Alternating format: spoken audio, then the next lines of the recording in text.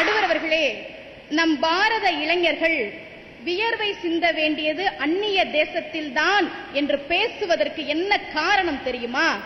இந்த அன்னை தேசத்தின் இன்றைய சாபக்கேடு ஆசிரமம் வைத்திருப்பவனும் ஆசிட் விற்பவனும் மட்டும்தான் நன்றாக வாழ முடியும் என்ற நிலைமை வந்துவிட்டது. அந்நிய தேசத்திற்கு சென்றால் அங்கே வேலை கிடைத்தால் பணம் கிடைக்கும். இந்த அன்னை தேசத்தில் பணம் கொடுத்தால் தான் வேலையே கிடைக்கும். விவசாயிகளுக்கு மதிப்பு இருக்காயா அந்த நாட்டுல? ஒரு இளைஞன் விவசாயம் பண்ணணும் கிளம்பி வரான், தண்ணி இல்ல, அணைய திறந்து விடணும் சொன்ன அதிகாரத்தில் இருக்கக்கூடிய அமைச்சர் என்ன சொன்னார் தெரியுமா? போன மாசம் விவசாயிகள் எல்லோரும் ஒன்று கூடி சிறுநீர் கழித்தால் அணை நிரம்பிவிடும் என்று விவசாயிகளை கேவலப்படுத்துகிற அமைச்சர்கள் இருக்கிற நாட்டில் என்னங்க அன்னை தேசம் பேசுறீங்க? முல்லை பெரியாறு அணை இருக்கு. இந்த சேட்டங்கள் பாவமாக கடை வைத்துக் கொண்டு சாயா கடை என்கிறார்கள், பலமாக அணையை வைத்துக் கொண்டு சாயும் அணை என்கிறார். கபினி அணையிலிருந்து இத்தனை டிஎம்சி தண்ணீர் திறந்து விடணும் உச்ச நீதிமன்றம் சொல்லுது. கேட்டது அந்த அரசாங்கம். என்ன பண்ணுது மத்திய அரசு? தமிழக விவசாயிகள் இன்றைக்கு தற்கொலை செய்து கொண்டு இறந்து கொண்டிருக்கிறார்கள். ஐயா கர்நாடக விவசாயிகளே, உங்கள் மாநிலத்தில் குதித்து தற்கொலை செய்து கொள்ளும் அளவிற்கு தண்ணீர் இருக்கிறது. எங்கள் தமிழகத்தில் பிணங்களை குடிப்பாட்டுவதற்கு கூட தண்ணீர்.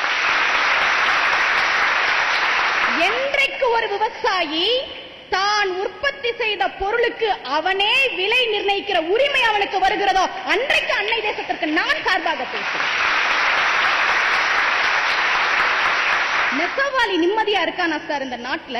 நான் திருப்பூருக்கு பக்கத்துல இருக்கிறேன். பனியன் கம்பெனி வச்சு முதலாளியா கோடீஸ்வரனா இருந்தவங்க எல்லாம் இந்த மின்சார தட்டுப்பாட்டினால தங்கள் நிறுவனத்தை பங்களாதேஷுக்கு மாற்றிக் கொண்டு விட்டதாக இன்றைக்கு ஆய்வுகள் சொல்கின்றன. உண்மையா இல்லையா? விவசாயம் நடிஞ்சிடுச்சு, நெசவு தொழில் நலிஞ்சிருச்சு.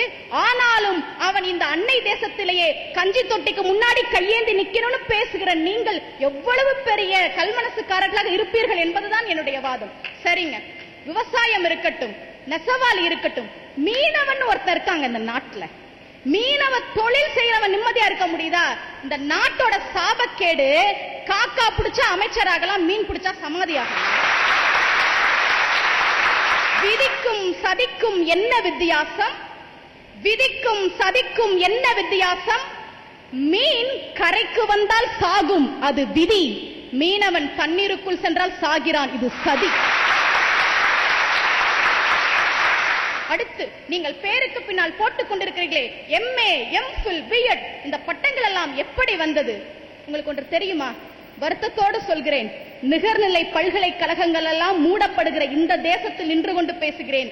MA, MPhil, B.Ed, PhD முடித்துவிட்டு கல்லூரி விரிவுரையாளர்கள் வெறும் 3000க்கும் 2000க்கும் தான் வேலை பார்த்துக் கொண்டிருக்கிறார்கள் என்பதை தயவு செய்து நீங்கள் தெரிந்து கொள்ள வேண்டும். என்ன தெரியுமா? இந்த நாட்டில் மட்டும்தாங்க படிச்சவன் பாடம் நடத்துறான், படிக்காதவன் பள்ளிக்கூடம் நடத்துறான். குற்றாலீஸ்வரன் ஒரு நீச்சல் வீரர், மறந்திருப்போம், நமக்கு தான் மறதி அதிகமாச்சே. 1994 வருஷம் இங்கிலீஷ் கால்வாயை கறந்தார். அப்ப அவருக்கு வயசு 13 தாங்க. மிக சிறந்த நீச்சல் வீரர். இன்றைக்கு அவர் எங்க போனாரு? அன்னை தேசம் அவருடைய திறமையை மதிக்கவில்லை, அந்நிய தேசம் அவர் அரவணைச்சுக்குச்சு, இந்தியாவே வேணான்னு போயிட்டார். சரிங்க, நீங்கள் பேசுகிறீர்களே அன்னை தேசத்திற்காக நீங்கள் உயிரை கொடுக்க வேண்டும். இந்த அன்னை தேசம் என்ன செய்து நான் ஒரு உதாரணம் சொல்றேன். 2004 வருஷம் ஒலிம்பிக் போட்டி நடந்தது. கிரீஸ்ல ஏதென்ஸ் நகரத்துல நடந்தது. அந்த ஒலிம்பிக் டார்ச் ஒவ்வொரு நாட்டுக்கும் வரும்போது அந்தந்த நாட்டினுடைய சிறந்த வீரர்கள் வீராங்கனைகள் அந்த ஒலிம்பிக் டார்ச்சை ஏந்திட்டு வலம் வருவாங்க. எங்க போனாலும் இதுதான் நடக்கும். இந்தியாவுக்கு ஒலிம்பிக் டார்ச் வந்ததுங்க 2004 வருஷம். அந்த ஒலிம்பிக் டார்ச்சை ஏந்தி கொண்டு வலம் வந்தவர்கள் யார் தெரியுமா? இந்தியாவிற்காக ஒலிம்பிக்கில் ஓடி ஓடி தங்கப்பதக்கம் வாங்கி வாங்கி குவித்த ஐஸ்வர்யா ராய், ராணி முகர்ஜி, பிபாஷா பாசு. இந்தியாவின் தங்க மங்கை PT உஷாவிற்கு அதற்கான அங்கீகாரம் கூட உங்கள் அன்னை தேசம் கொடுக்கவில்லையே. நீங்கள் அன்னை தேசம் என்று பேசினீர்களே, அந்த அன்னை தேசம் விவசாயிகளை கைவிட்டு விட்டு வேடிக்கை பார்த்தது, நெசவாளிகளை கைவிட்டு விட்டது, பத்திரிகை நிருபர்களை கைவிட்டு விட்டது, ஆசிரியர் பெருமக்களை கைவிட்டு விட்டது, விளையாட்டு வீரர்களை, அறிவியல் விஞ்ஞானிகளை, தொழிலாளர்களை. நிதி பற்றாக்குறை, ஆட்குறைப்பு நடவடிக்கைன்னு கம்பெனி இழுத்து முடுவது எத்தனை குடும்பங்கள் இந்த நாட்டில் நடுத்தருக்கு வந்திருக்கு. இன்னைக்கு மேற்கு வங்காளத்துல பாக்குறோம் நாம. ஆகையால் நடுவர் அவர்களே, இந்த அன்னை தேசம் அது ஒரு சுயநலமான தேசமாக மாறிவிட்டது என்பதுதான் எங்களுடைய வாதம்.